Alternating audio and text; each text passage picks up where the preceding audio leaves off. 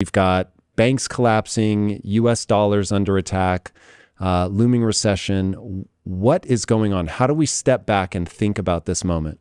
I look at three major forces that are happening now, haven't happened in our lifetimes, but have happened many times in history. And those three major forces are the creation of a lot of debt and the printing of a lot of money to buy that debt, particularly because the government is running large deficits. And so they don't have enough money, so that government has to print that money. So that creation of all of that debt and its financial implications and its economic implications is one force. The second force is the internal conflict, the amount of conflict that's internally, largely due to the largest wealth gaps that we've had since the 30s. And that produces populism of the left and the right, particularly when there are financial difficulties. The third force is the rising power, the challenging the existing power, largely in the form of China and to some extent Russia. So let's call it the great power conflict, because in 1945, there's this cycle. You have a war, then after a war, you have winners, and the winners determine the rules of the game. And then there's this evolution of others becoming more competitive, and then you have a conflict again for who's in control. So we have that dynamic taking place. So those three influences, the financial, the internal conflict, external conflict influences are having a dominant influence. I learned before that when I was surprised, often it was because of things that hadn't happened in my lifetime before, but happened in history. Because of that reason, I went back and studied history, the last 500 years, on these cycles. There are big cycles that last about 75 years, give or take about 50 years, and of rises and declines. And I put that out because I think it's so important people understand that. I put it out in a book called The Changing World Order and in a free video called The Changing World Order. So when we look at each one of those, they're important. I also learned in studying history that there were two other influences that were very big, and you could see them. The first was acts of nature, such as droughts, floods, and pandemics, the changes over time in the evolution over time of people's learning and the technologies they make. So I'd say there are the really five big influences that drive everything, and they are the money and debt, economic influence, the internal conflict, the external conflict, the nature influence, and the, let's call it the technology influence. So as we go now into this, it's important. Again, I put it out as a free video on YouTube so that people could see it easily. And when we get into whatever we're going to talk about, it'll be certainly in the context of those things.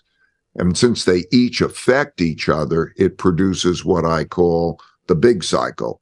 The animation that you put out in conjunction with your book, Principles for Dealing with a Changing World Order, have influenced my thinking around this moment more than anyone or anything else. It makes it seem so predictable from a historical perspective when you look at that big cycle and you see how it repeats. And so as you went through the last 500 years, one thing that you make very clear in the book is that the rise and fall of empires, the rise and fall of a reserve currency, they go in this 6-cycle trend. And the part that I always find unnerving is phase 6 is basically war and collapse. And so you have that previously dominant power loses its position, loses its status as a reserve currency, and it loses it for pretty predictable reasons in the three forces that you were talking about in the beginning, discounting the fourth force, which I don't think in every cycle you always had, and you correct me if I'm wrong, but you didn't always have a pandemic or anything like that. But the fact that we're living in a moment right now where we have all of them. And so we've got, not only is it a moment of massive technological disruption right now, good and bad, but we've got the money printing, the meme on the internet is money printer go burr. So we've got, printing because of COVID. We've got printing coming off of printing because of the 2008 collapse. And now we're again seeing this cycle repeat itself. So I've heard you say that we're in somewhere in phase 5, which is as the empire begins to decline, as you have a rising superpower, as the debt bubble is getting out of control. With that perspective, was what happened with the SVB bank collapse, was that something that you knew, okay, something like that is coming, or was that a surprise to you? No, it was obvious. Look, if you I want to talk about the mechanics, really. I'm so eager to pass along an understanding of the mechanics so people themselves can do the analysis. So one man's debts are another man's assets. Okay, so what happened? The government had to sell a lot of debt. And when it sold a lot of debt, there were a lot of entities that bought a lot of bonds, government bonds. And money was very easy, which meant that short-term interest rates were very low. And money was actually being given away because they had interest-only loans and interest rates were less than 1%. And you didn't have to pay back principal. So you could go get money. And so that created a lot of debt, and it created a lot of buying of government bonds. So what happened to Silicon Valley Bank is what happened to many entities all around the world, not just banks. They what does a bank do? A bank takes in deposits, typically, or debt in some way, and then it buys debt.